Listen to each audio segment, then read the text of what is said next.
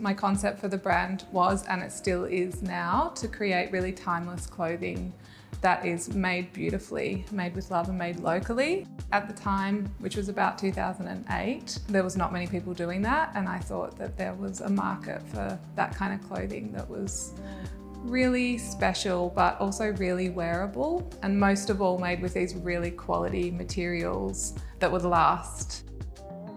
I had the name for a really long time, and I think that's why the concept of Kuwaii has been so strong, because even though it hadn't started, I'd been formulating this idea. And I think originally it was kind of like a play on the Japanese word for cute, but the letters were changed and it sort of became its own word with its own meaning. What's been amazing for Kuwaii is that we have had this loyal customer base and this loyal support from, it feels like, from the moment that we started. We appeal to women of a huge age range, to be honest, and that's part of my concept with starting as well, is that I wanted it to be a brand for the people. I didn't want it to be exclusive. But I like to think as well that in a way the Kuwaii customer has grown up with me. You know, if you look back to our early hemlines, they're really short and they've gotten slowly longer over time.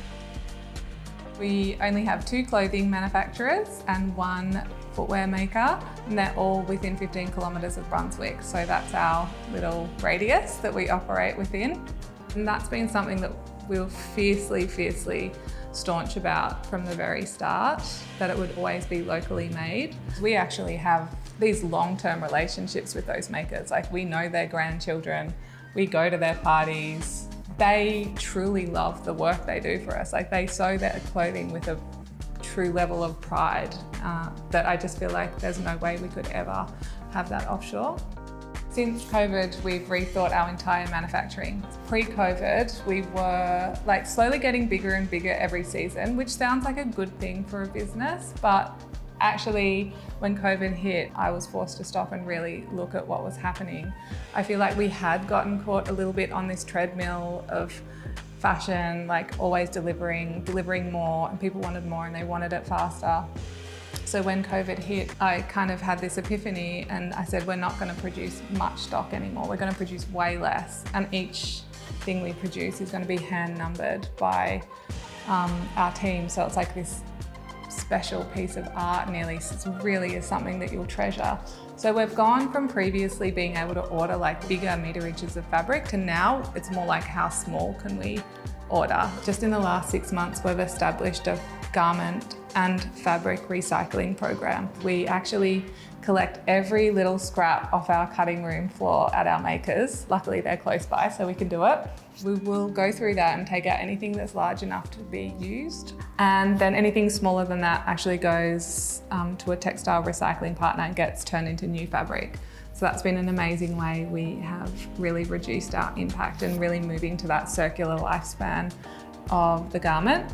At the end of its life, you can return your used Kuwaii garment to us and we will recycle that into new fabric as well. So nothing ever hits landfill, which is amazing.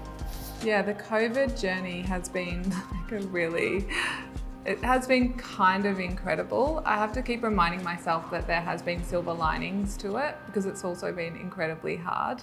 Being forced to stop actually was really amazing and kind of a gift as well, because in fashion, the seasons are so fast. It's 6 months and you're redesigning everything and delivering a whole new massive collection. So having that little break, it did allow me to kind of reimagine the future of Kuwaii, and that was really amazing. And I think being able to actually then communicate to our customers and say, we've stopped, we've realised there's a better way of doing things and we're going to change. That was really powerful. And it wasn't a marketing ploy at all. It was really deeply from within.